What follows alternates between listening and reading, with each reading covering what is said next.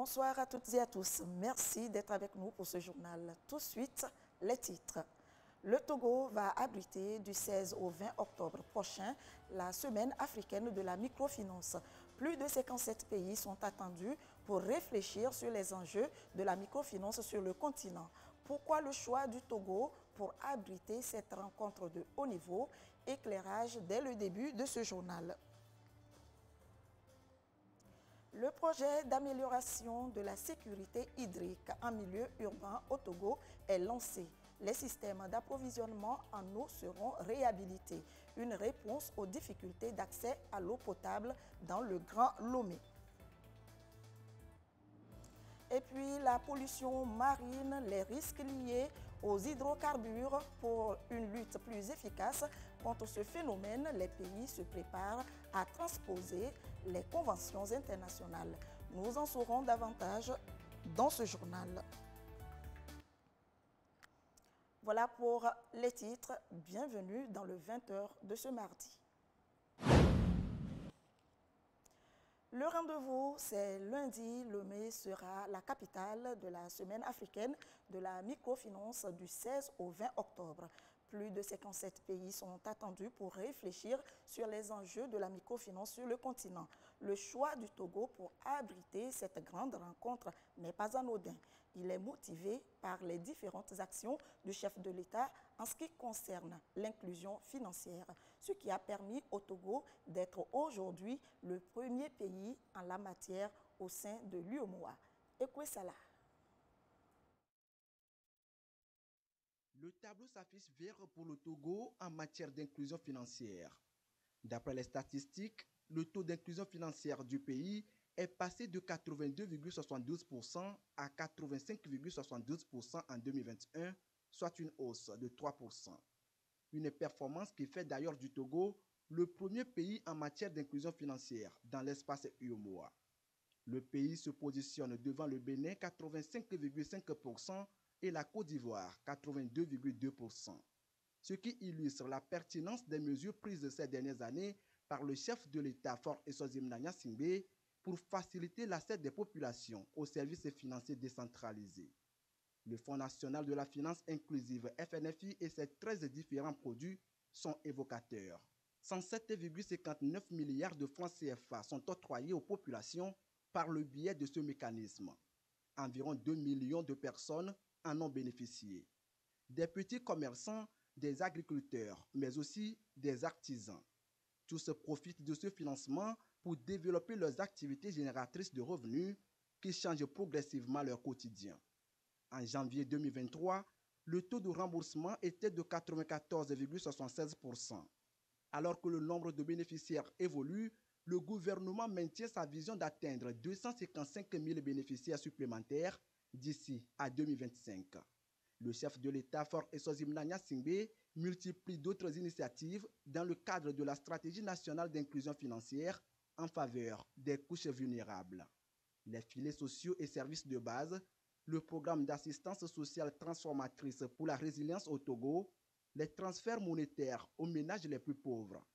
Autant de projets et programmes qui consolident la position globale du Togo en tant que pays innovant dans la transformation et l'inclusion économique. Pour accompagner cette dynamique du président de la République, des dispositions sont prises pour rendre plus propice l'environnement aux microfinances. Ce qui justifie d'ailleurs le choix porté sur le Togo pour abriter la semaine africaine de la microfinance édition 2023. Plus de 700 participants de 53 pays sont attendus à Lomé la semaine prochaine. Une plateforme d'échange sur les enjeux de la finance inclusive en Afrique. Les discussions entre les professionnels du secteur vont durer 5 jours. Nous l'annoncions en titre, le projet d'amélioration de la sécurité hydrique en milieu urbain au Togo est lancé. Une réponse aux difficultés d'accès à l'eau potable dans le Grand Lomé. Plusieurs actions seront donc menées, notamment la réhabilitation des systèmes d'approvisionnement en eau. Ulrich Amega. En 2022, le taux d'accès à l'eau potable et à l'assainissement des populations du Grand Lomé était estimé à 71%. La constante croissance de la population oblige à des approches innovantes. Le projet d'amélioration de la sécurité hydrique en milieu urbain au Togo, notamment le Pashmout, va accroître la performance opérationnelle des fournisseurs de services et la gestion des ressources en eau dans la région. Le réseau du Grand Lomé ne couvre actuellement que 58% des abonnés. Et la faible capacité de l'usine de production d'eau potable de Kakaveli limite le développement du réseau de distribution pour satisfaire la demande croissante. C'est pourquoi ce projet vient à point nommé pour répondre aux besoins croissants en eau potable de la zone du projet. Ce projet couvre un large éventail de domaines allant de la provision en eau potable à l'assainissement, en passant par la gestion des ressources en eau, l'hygiène et le renforcement institutionnel avec un impact important sur les jeunes filles en milieu scolaire. Ce projet ne répond pas seulement à nos besoins actuels, il représente également un investissement dans notre avenir. En renforçant notre infrastructure hydrique urbaine, nous stimulerons le développement économique et social, améliorerons la santé publique, rehausserons la qualité de vie de nos concitoyens tout en renforçant notre capacité à gérer de manière durable nos ressources en eau. Une enveloppe de 100 millions de dollars, soit 62 milliards de francs CFA, est accordée par la Banque mondiale pour atteindre ces objectifs. Le Pashmout fait partie d'un ensemble d'actions des partenaires du Togo pour soutenir la mise en œuvre des stratégies nationales d'accès à l'eau. Il est attendu qu'il bénéficie d'environ 950 000 personnes habitant dans le Grand Lomé, avec tous les clients de la Togolaise des eaux, qu'il bénéficie également de l'amélioration de la qualité des services, qu'aussi environ 200 000 résidents bénéficient de ce projet et qu'ils soient raccordés au réseau d'eau pour la première fois. Environ 600 000 personnes puissent bénéficier de la disponibilité d'une usine de traitement des boues de vidange et des services renforcés de collecte et de transport de ces bouts de vidange. C'est l'illustration de l'axe 1 de la feuille de route gouvernementale Togo 2025, un axe qui veut renforcer l'inclusion et l'harmonie sociale afin de garantir la paix. Pour le chef du gouvernement, Victoire Tomega Dogbe, ceci témoigne de l'engagement du pays pour un avenir durable et équitable. Sous le haut leadership du chef de l'État, son Excellence M. Faure Essoazimna Gnassingbé, président de la République togolaise, la feuille de route gouvernementale 2020-2025 a fait de l'accès à l'eau un élément majeur du développement et de l'inclusion sociale. Notre pays peut donc se féliciter d'avoir défini une stratégie holistique qui prend en compte toutes les dimensions, une stratégie intégrée d'accès à l'eau et à l'assainissement. Face à la crise sécuritaire dans la zone septentrionale de notre pays, le gouvernement a lancé le programme d'urgence de renforcement de la résilience dans la région des Savanes, le PURS, pour justement améliorer l'accès des populations de ces zones aux services sociaux de base, dont l'eau potable, tolérance zéro pour les retards, tolérance zéro pour les malfaçons techniques ou tolérance zéro pour une gouvernance approximative du projet. L'ambition est claire, parvenir à l'accès universel à l'eau et à l'assainissement, d'abord à plus de 75% d'ici à 2025 pour la population du Grand Lomé, puis à 86% des services d'approvisionnement en eau potable à l'échelle nationale. L'Agence pour l'assurance du commerce en Afrique, ACA, devenue ATEDI, Assurance pour le développement du commerce et de l'investissement en Afrique, pose ses valises à Lomé pour 2 jours. Objectif, informer les opérateurs économiques, entreprises et banques sur les solutions d'atténuation des risques d'investissement et de crédit. Carmen Madiakapou. Plusieurs pays africains sont aujourd'hui confrontés à des enjeux dans le domaine de l'assurance. Ces défis sont liés à l'intégration physique du territoire face au terrorisme, aux groupes extrémistes violents, à la sécurité énergétique, alimentaire et sociale. Pour y faire face, Atidi, Assurance pour le développement du commerce et l'investissement en Afrique, est devenu un acteur incontournable du financement de l'économie. La Gotha de la finance togolaise est ici sensibilisée sur les avantages qu'offre cet assureur multilatéral panafricain. Il y a deux risques principaux. Il y a le risque de défaut. L'institution financière qui accorde des facilités à son client, ce que l'institution financière craint le plus, c'est ce qu'on appelle le risque de défaut. Quelquefois, si la banque ne trouve pas ce risque-là dans le dossier, la banque refuse à accorder la facilité aux demandeurs. Donc nous sommes là pour accompagner la banque, couvrir ce risque-là que la banque craint, pour que la banque puisse accorder la facilité à son client. Nous offrons ces sécurités aux investisseurs étrangers pour leur permettre de réaliser leurs projets. Et quand le projet se réalise, c'est toujours l'économie qui avance. Les risques que ces investisseurs demandent de la couverture, c'est des risques politiques, des risques de retrait de la licence d'exploitation. Atidi offre divers produits d'assurance uniques et flexibles capables de couvrir des exportations, des importations et des investissements de grande taille à court, à moyen et long terme. Une bonne nouvelle donc pour le secteur privé togolais. La vulgarisation des solutions de la TDI vient renforcer ce besoin crucial et va permettre aux entrepreneurs de mieux comprendre et de mieux utiliser les nouveaux outils innovants de financement qui leur est mis à disposition. Dans notre profession, nous ne le dirons jamais assez. La garantie d'un projet, au-delà de sa qualité et de sa rentabilité, elle est essentielle pour en faciliter le financement. C'est depuis 2019 que le gouvernement togolais et Atidi, ex-ACA, Agence pour l'assurance du commerce en Afrique, ont mis leur coopération sur orbite. Pour la directrice de cabinet du ministère de l'Économie et des Finances, représentant le ministre de l'Économie et des Finances, cette adhésion est en ligne avec la feuille de route gouvernementale Togo 2025, puisqu'elle permettra de catalyser les financements en faveur du secteur privé et des projets structurants de l'économie nationale dans les secteurs clés tels que les infrastructures socio-économiques, l'agriculture, l'énergie, l'inclusion financière, la logistique, les transports et le numérique.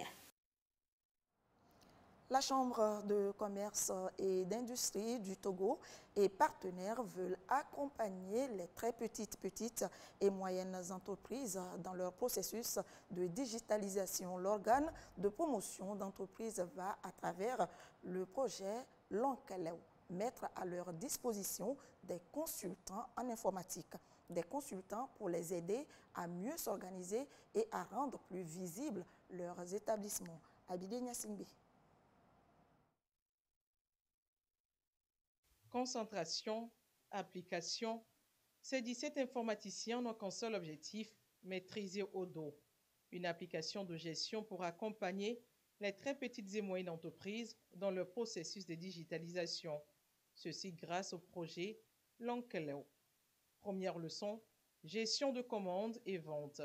Ces consultants juniors apprennent une manière très simple d'aider les TPME à centraliser en ligne et d'une façon précise et coordonnée leurs produits et services. Odo est une solution qui, en son sein, dispose de tous les modules nécessaires dans le processus de gestion, comptabilité, gestion de la clientèle, gestion du personnel, gestion de la fabrication. Tous ces éléments sont intégrés dans le même logiciel afin d'éviter la disparité des outils numériques de gestion qui entraînent les difficultés dans l'interrelation des différents employés et utilisateurs de solutions digitales. Elles seront 50 entreprises à bénéficier de cette expertise digitale. Leur ambition, être plus résiliente et plus compétitive. La méthodologie, c'était sensibiliser 3000 entreprises. Et nous, au Togo, on a insisté qu'on aurait souhaité faire la chose autrement. plutôt que d'aller vers la sensibilisation, pourquoi ne pas rendre ça pratique? En sélectionnant de jeunes informaticiens, donc togolais, en les faisant coacher par un informaticien senior, et maintenant ce serait à ces jeunes qui vont aller dans 50 entreprises qu'on a sélectionnées aussi et y mettre un diagnostic et proposer des solutions qu'ils vont eux-mêmes implémenter. L'intégration de la digitalisation en entreprise ne se résume pas qu'à être présent en ligne. Il est surtout question de maintenir l'activité, d'améliorer les relations avec la clientèle. Et le projet Lankelo, plus qu'un projet de sensibilisation, veut être une réponse aux attentes des très petites et moyennes entreprises. L'ambassadeur de France au Togo, Augustin Favero, a effectué une visite de travail à la HAC, la Haute Autorité de l'audiovisuel et de la communication. Le diplomate français est allé échanger avec les membres de l'autorité de régulation des médias sur le fonctionnement de l'institution. C'est dans la perspective de nouer des partenariats fructueux dans le domaine des médias. Arnold Kiliou. Le diplomate français Augustin Favero échange ici avec les membres de la Haute Autorité de l'audiovisuel et de la communication HAC.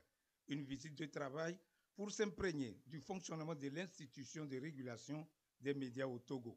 En toile de fond, renforcer le partenariat avec la HAC dans le domaine des médias. Ça m'a permis de voir comment fonctionnait la haute autorité. D'ailleurs, j'ai pu visiter un certain nombre de services et puis de réfléchir ensemble au partenariat entre la France et le Togo dans le domaine des médias, parce qu'il y a toute une série de dispositifs qui sont en cours sur le renforcement des médias, sur l'appui, sur l'expertise, la formation des journalistes, la lutte contre le piratage et enfin un sujet qui me tient à cœur, aussi la consolidation des médias, notamment dans les territoires et dans les régions et en particulier le soutien aux médias dans les langues locales.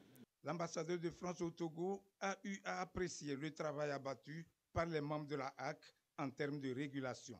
Entre autres missions, la HAC œuvre pour garantir et assurer la liberté de la presse et tout autre moyen de communication de masse et veille au respect de la déontologie en matière d'information et d'accès équitable des partis politiques, des associations et des citoyens aux moyens officiels d'information et de communication. Registre santé avec le mouvement des femmes unir et l'association des sages-femmes du Togo qui lance une campagne de lutte contre les cancers féminins. L'initiative vise non seulement à sensibiliser contre la pathologie, mais aussi à offrir à plus de 1500 femmes des consultations gratuites pour une prise en charge plus rapide en cas de cancer de sein ou du col de l'utérus. Abidé Niassimbi. Les chiffres sont vertigineux. Le cancer du sein a tué 685 000 femmes en 2020 dans le monde, selon l'Organisation mondiale de la santé. À la même période au Togo, l'on enregistrait plus de 5 000 cas de cancer et 3 400 décès. L'appel à l'action est plus que pressant. Le mouvement des femmes unir est au rendez-vous aux côtés de l'Association des sages-femmes du Togo. Concrètement, on va apprendre aux femmes l'autopalpation du sein pour savoir si en fait elles ont le cancer, un début de cancer de sein. Ça c'est très très important. On va leur montrer les symptômes du cancer du sein. Aussi détecter les lésions du col de l'utérus. Les cancers féminins, ça devient un problème de santé publique. Et nous devons sensibiliser les femmes et faire le dépistage de ces cancers-là précocement. Parce que quand on les attaque précocement, on arrive à en guérir. Si le mois d'octobre est rose et dédié aux actions de lutte contre le cancer, le MFU offre la sensibilisation et la consultation gratuite. Je voudrais particulièrement exprimer ma gratitude au mouvement des femmes unir et à l'association des sages-femmes du Togo qui, à travers cette campagne, nous donne l'occasion de renforcer la connaissance de la population togolaise sur le cancer du sein et le cancer du col de l'utérus. Cette campagne cadre bien avec la politique du gouvernement en matière de la santé au Togo. En effet, sous le leadership du chef de l'État, notre pays s'est engagé depuis des années dans la lutte contre le cancer à travers diverses dispositions prises, notamment la création d'un programme national de lutte contre le cancer en 2009, la création en 2015 d'un Institut national du cancer, l'élaboration d'un plan national de lutte contre le cancer du col de l'utérus et l'approbation de la construction du Centre international de cancérologie de Lomé. Le slogan « Tous ensemble luttons contre les cancers féminins » choisi pour la circonstance nous interpelle et nous rappelle la responsabilité de toutes et de tous dans la lutte contre cette pathologie, car c'est en agissant ensemble que nous obtenons des résultats efficaces et durables. Le cancer est devenu un important problème de santé publique au Togo. Octobre Rose y est observé depuis 15 ans. Tout autre chose, le Togo, comme bien d'autres pays d'Afrique de l'Ouest et du Centre, sont exposés à des risques de pollution liés aux hydrocarbures. Pour lutter contre le phénomène ou se préparer à toute éventualité, des réglementations nationales doivent être prises en compte et les conventions également. Comment y parvenir? Une rencontre sous-régionale est ouverte à Lomé ce mardi sur le sujet. Ekwe Salah. Les mers et les océans de plus en plus souillés de pollution de tout genre. Celle liée au déversement d'hydrocarbures particulièrement fait craindre le pire. Des conventions internationales existent pourtant pour prévenir le phénomène. Elles sont néanmoins encore absentes dans l'arsenal juridique de plusieurs pays africains. À cette rencontre sous-régionale, les acteurs du secteur maritime veulent corriger le tir. Ils partiront d'ici avec du concret pour renforcer leur réglementation nationale en la matière. Le but de cet atelier est à la fois d'être théorique par rapport à cette maîtrise de ces conventions internationales, mais aussi pratique, c'est-à-dire aider les délégués à comprendre comment il faut transposer ces conventions internationales dans le droit national pour que le pays après puisse pleinement bénéficier de tous les avantages d'avoir ratifié ces conventions. Il y aura donc pour cela des cas pratiques et des exercices. Ces conventions sont compliquées, leur processus d'élaboration est complexe, donc on est juste là, nous, pour aider la pleine maîtrise de ces outils à disposition des pays pour les aider à protéger leur littoral. 4 pays de la sous-région bénéficient de cette formation: le Bénin, la Guinée, la Mauritanie et le Togo. Le gouvernement togolais apprécie l'initiative et entend s'en servir pour renforcer ses tests nationaux en matière de lutte contre la pollution marine. Le Togo a déjà ratifié un bon nombre de conventions relatives à la pollution marine, mais cet atelier vise à outiller les administrations maritimes pour une meilleure maîtrise, puisque la ratification en elle-même ne suffit pas, pour une meilleure maîtrise des dispositions internationales en matière de pollution des mers par les hydrocarbures.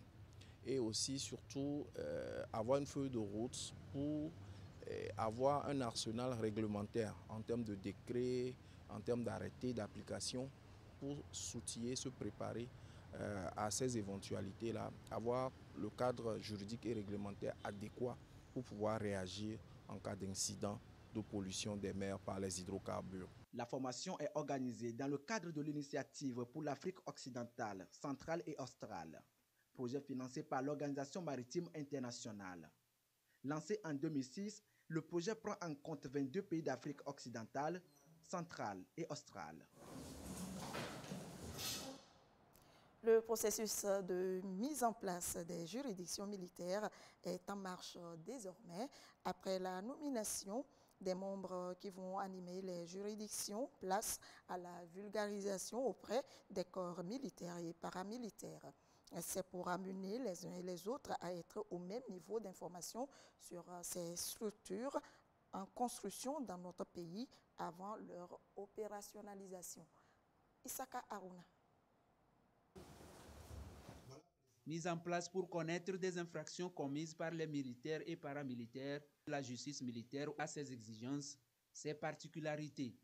Des attributions que découvrent à cette rencontre officiers supérieurs et subalternes, tous militaires et paramilitaires. Ils viennent de tout le Togo. Il sera question, entre autres, de présenter non seulement à nos collègues des forces armées togolaises et des corps paramilitaires, quelle est la nature des infractions, à quel moment on peut saisir le tribunal militaire et qui peut être justiciable devant ces juridictions. Il y a tout un ensemble de sujets qui vont constituer l'ossature même de cet atelier. On va parler de la compétence des juridictions militaires, de la nécessité pour le gouvernement de mettre en place ces juridictions militaires. Il est question pour nous militaires de comprendre que aussi bien les militaires que les civils, nous avons les mêmes droits, aux mêmes obligations, parce que nous ne sommes pas au-dessus des lois, nous sommes justiciables comme tout le monde. La mise en place de ces juridictions témoigne de l'engagement du chef de l'État, Faure Essozimna Gnassingbé, de consolider la démocratie et l'état de droit au Togo. Elles ont vocation à instaurer l'harmonie sociale et la justice pour tous. La justice élève une nation. Et cette justice s'entend non seulement de la justice civile, mais aussi de la justice militaire que beaucoup de gens ignorent. Nous avons à contribuer à bâtir notre justice. Et aujourd'hui, c'est la justice militaire qui va aider encore à relever le visage de notre justice. Ces juridictions seront animées aussi bien par des magistrats et juges du droit commun que par ceux du droit militaire. Ce processus est en droite ligne avec la vision du chef de l'État Faure Essozimna Gnassingbé, vision qui consiste à la consolidation de l'état de droit et au renforcement de la gouvernance. La rencontre de ce jour enclenche une étape importante dans la mise en place de ces structures dans le processus de la modernisation de la justice en marche au Togo depuis 2006. Passons maintenant à l'actualité internationale, les élections générales au Libéria. Le scrutin a débuté avec la présidence en jeu. Près de 2,4 millions d'électeurs étaient aux urnes ce mardi pour élire leurs présidents et députés. Au Libéria, les électeurs votent ce mardi lors des élections présidentielles et législatives. Le président sortant George Weah part favori pour sa réélection à la tête du pays face à 19 candidats en lice au premier tour. Son principal rival est l'ancien vice-président Joseph Boakai, qui a mené sa campagne sous le slogan « Sauvetage », arguant que l'État ouest-africain s'est dégradé au cours des 6 premières années du mandat de Weah. Les principaux partis politiques ont promis que ces élections se dérouleraient dans le calme. Mais la récente mort de 3 personnes lors d'affrontements entre leurs partisans a alimenté les craintes d'un retour à la violence. Plus de 2,4 millions d'électeurs sont appelés aux urnes dans ce pays anglophone de l'Afrique de l'Ouest, qui rêve de développement et de paix, après des années marquées par les guerres et les épidémies.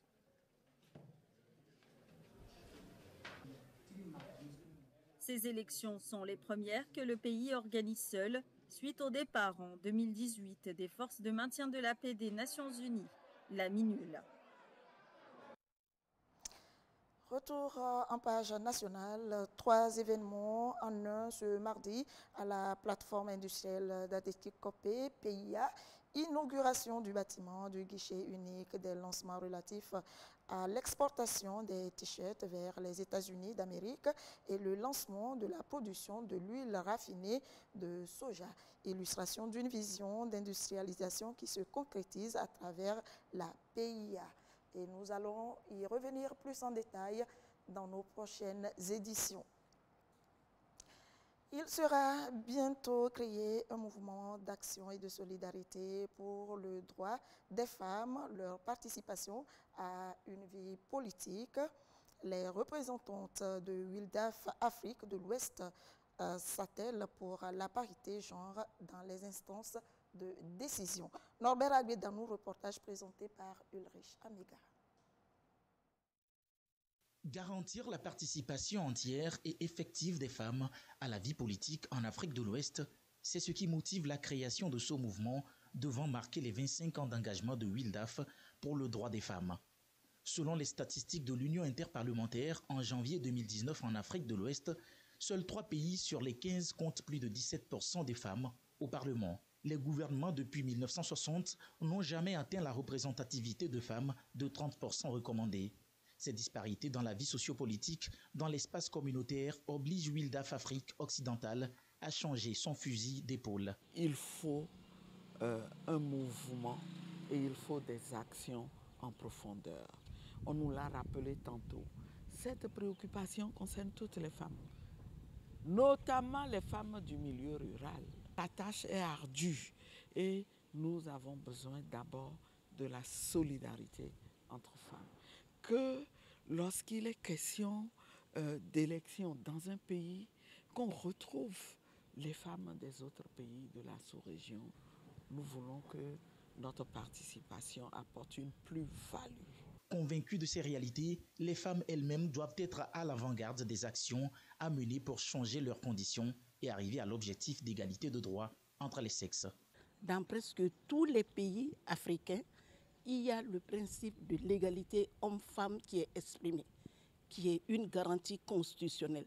Et on voudrait que cette garantie constitutionnelle aujourd'hui se traduise en actes et que les femmes puissent être là. Il s'agit de renforcer les capacités des femmes pour qu'elles puissent comprendre réellement les enjeux qui sont liés à leur représentativité. Le mouvement d'action et de solidarité sur la participation politique des femmes et des jeunes filles sera lancé ce mercredi 11 octobre. Il regroupe les réseaux nationaux WILDAF et d'autres mouvements féministes et des organisations de droits humains. Justement, la jeune fille sera à l'honneur demain, le 11 octobre de chaque année, lui est dédié. Investir dans les droits des filles, notre leadership, notre bien-être, les dirigeants réaffirment leur engagement à travailler ensemble pour construire un monde où chaque fille peut mener la marche et s'épanouir. L'essentiel du message de circonstance de la ministre chargée de la promotion de la femme avec Yasmine Kodjia. La Journée internationale de la jeune fille, instituée en 2011 par les Nations Unies, veut mettre fin à la double discrimination dont sont victimes les filles du fait de leur âge et de leur sexe. Au Togo, plusieurs mesures ont été prises par le gouvernement et ces mesures sont traduites dans les faits à travers des programmes et projets qui sont mis en œuvre en partenariat avec les différents acteurs pour promouvoir l'éducation de la jeune fille. Et nous avons eu la réduction des frais de scolarité des jeunes filles par rapport aux garçons. Les filles ont commencé par payer 2/3 de ce que les garçons payaient. Nous avons eu la suppression des différents frais aux examens et plus tard la suppression totale des frais de scolarité jusqu'à ce jour. À ces mesures, le taux de scolarisation de la jeune fille est en constante croissance du primaire à l'université.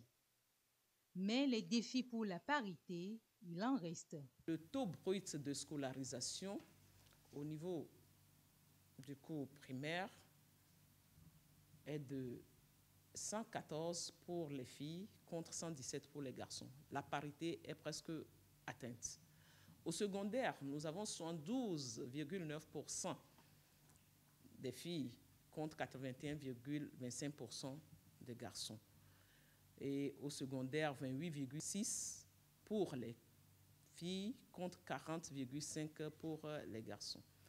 Et les résultats au baccalauréat, deuxième partie de l'année 2022, indiquent que le taux de réussite des filles est de 70,9 contre 83,5 pour les garçons en série C.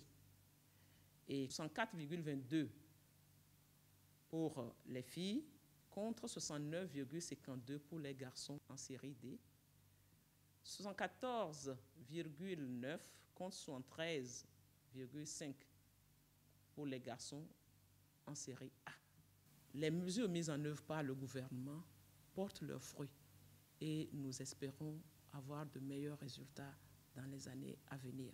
Offrir aux jeunes filles les moyens de se réaliser pleinement, au même titre que les garçons, incombe aussi aux parents et à toute la société. La ministre invite à éviter la discrimination dans l'éducation et promouvoir l'égalité des chances pour garçons et filles. La patrie a besoin de tous pour se construire.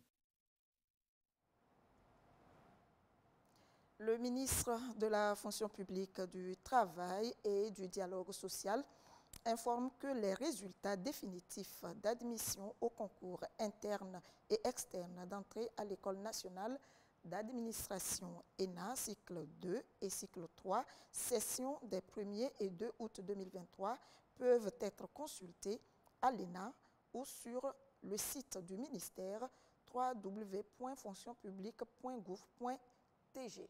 Signé le ministre Gilbert Bawara. Et c'est ainsi que se termine ce journal. Merci de votre attention. Restez avec nous. Nos programmes se poursuivent. Dans un instant, la météo, à suivre le magazine de l'économie avec Antoinette Omao-Vovor. L'édition de 22h30 sera présentée par Yata Aratem. Merci de votre fidélité. Très belle soirée à vous. À demain.